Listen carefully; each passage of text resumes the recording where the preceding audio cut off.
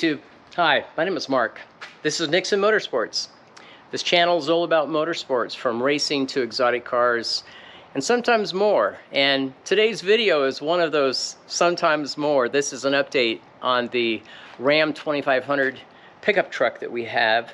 If you've seen previous videos, did a few mods to it, wheels and tires, 4-inch lift, that kind of thing. I just washed the truck. I thought, you know what? I need to do a short video just to answer a few questions that I've had online and just give you an update, okay? So let's get on the video. Let's go. So let's go check out the truck. Let me just walk around here. And again, if you haven't seen this truck before, it's a Ram 2500, a 2022, and this is the Hemi, so the 6.4 liter Hemi. It's not the diesel, and I did that for a reason. But first gas powered truck I've had in many years. But just do a quick walk around here. Okay, so that is the truck. So what have I done to this thing since I've got it? Just a quick update for those of you who have not seen the previous videos. So immediately when I got the truck, right from the dealership to the place, I put bigger wheels and tires on it. So I upgraded to 35 by 12.5 nitro wheels and tires. The tires themselves are the Ridge Grappler tires. Pretty cool. Actually, let me just pan down here. You can see these things, right? And front to rear, of course. Now doing that, I, like many, and I've seen many videos on this, right? You know, it's a problem of the clearance in the front. And what happens a lot is the tires themselves on the front turn-in radius, full lock to lock, you have a problem with basically clearance here. And so, you know, some people have done just front levelers. And I wanted the stance to anyway, preference, right? I wanted the stance to look how I preferred it. And so I went with a 4-inch lift. I did a BDS radial arm 4-inch lift front to rear. And if I pan over here again, you can see what the truck looks like in its stance with the 4-inch lift. Now I only did that because these 35 tires and clearance up here, so that completely solved the problem. I have zero clearance issues. But just to walk around, you can see the stance of the truck itself, and there's previous videos, so you can go you could look at some of the previous videos I've done on that. So 4-inch lift, nice wheels and tires. So I solved the clearance and such. I started to have, in fact, I had it from the beginning. I didn't drive the truck that much, to be pretty honest with you. And I noticed on highway driving, I would have a little bit of, I would say, drift, right? And you know, above 60 miles an hour, thereabouts, I would have a little bit of just very slight but irritating drift, you know, kind of left to right. It's kind of like a toe problem or something along that lines. I've never had that before with any of the Dodge 4x4s I've had. So did a lot of research, talked, asked a lot of questions, and I went ahead and put a steering box brace in the truck, thinking, you know, some people talk about the wobble, right? Where these things apparently have occasionally this death wobble. And many of them talk about, you know what, you need to, you know, the steering rack brace will actually make a big difference on that. Let me show you actually what that brace looks like really quick. So as I climb underneath the truck. So here is the brace that I had installed. I didn't do it myself.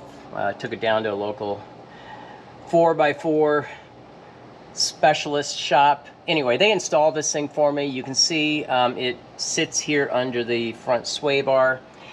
And if I pan over here, you can see here's where it actually has this big brace wrapped around the steering rack itself. right? So that's all it looks like. It's not that complicated, but that's what I had installed. So I put this steering rack brace in the truck, thinking that, okay, that should take care of my drift, wobble, whatever you want to call it, going down the freeway. And again, only above about 60 miles an hour or so. Did not make any difference. So I thought, all right, it must be something stupid like tire pressures, right? Or toe alignment, that type of thing. And so I've ran these. Now these tires, by the way, these Nitto Grappler tires, tire pressures, max can go all the way up to 80 PSI. And I initially ran the truck with, I believe I had 60 or 65 PSI, I'd have to go back and look, in the truck. And I tried a couple different pressure settings. It, you know, made no difference on this drift. And my last change, I went up to 70, I think, or 72 PSI. I didn't go all the way up to 80. You know, when you're on the road, you know, you're going to get some heat built up. So with the cold pressure set at around 70, I saw on a long highway run about 73, 74 hot PSI. That seemed to solve the problem. And maybe others, maybe you guys have seen that as well or experienced that. I've had many other trucks over the years. I wouldn't say I'm an expert in 4x4 stuff, but I've had a half dozen different 4x4 trucks. I've never had that problem. And again, let me try to describe it again for you if this is what you're experiencing. Low speed, you know, zero issues, no problem whatsoever. Above 60, 65 miles an hour, I would get this drift again. Is how it's not that wobble where it's slapping back and forth, I think, like others have talked about. It's a hold the steering wheel straight. You should track straight, right? And the vehicle just wanted to wander slightly or drift, just very, very slightly from left to right. And it was an irritation. It wasn't that the truck was undrivable, it's just an irritation. Getting the tire pressures up, you know, 70, 75 PSI, which is the upper range for these things, it did seem to solve my problem. So keep that in mind. I've never experienced that, again, like I said, with other trucks or with other brands of off-road tires. For an example, I've run a lot. Now, look, a radial TA tire is not a, you know, dirt slinging tire, right? But I've ran a lot of those. They're, you know, the all-terrain tires, and I've never had any issues whatsoever. And if I back up just for you, because you might be asking or thinking, so when I bought this truck, I took it off the showroom, drove it straight to the house. I didn't notice any of this drift thing whatsoever. It might have been there. I didn't notice it with the stock original wheels and tires. I think it has nothing to do with the lift. I think it has, you know, that steering rack brace really didn't make any difference for me. I do believe it was pressure in these tires specifically, and these tires seem to be requiring a lot of pressure for highway use. Okay, so that's it. Just keep that in mind. So I had a couple questions on the truck. I've answered most online. One question was from another gentleman who was looking at doing something similar to this on his Ram pickup truck, and you know, bigger wheels and tires, you know, 4-inch lift, whatever. And this truck has that detachable or automatic sideboard, right, as you can see.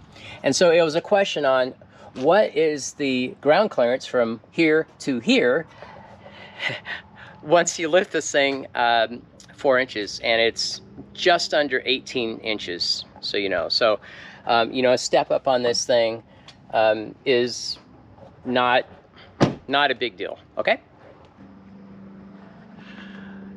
So I know there's a ton of you guys who are experts and pros in 4x4 off-road stuff. So a question for you, and if you could leave comments and thoughts, I would appreciate that. So first I got to tell you, the purpose for this truck is not to take it off-road and mudslinging, that kind of thing.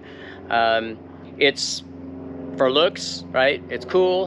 And secondly, I want this thing to be able to tow a trailer if I ever need to, okay?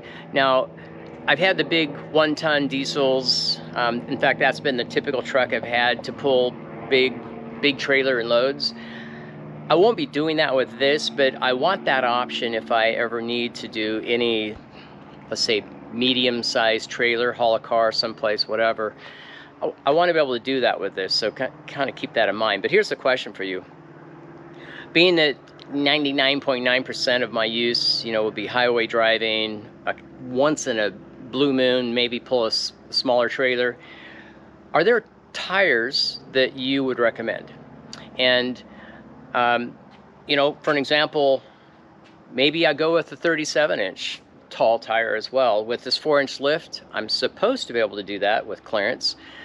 So that's a possibility, but I'm just curious if, anyway, thoughts, questions, recommendations, if you have any, please leave your comments on that. I'd like to hear what you're thinking.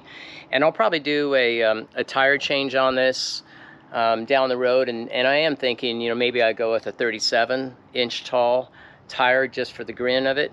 The second question along that lines, if I do that, and then again, what tire maybe, obviously the odometer, the speed, if I can talk, your speedometer is going to change because the circumference of the taller tires. So I'm just curious if any of you have seen, is there any flash mods to the car's ECU or the electronics?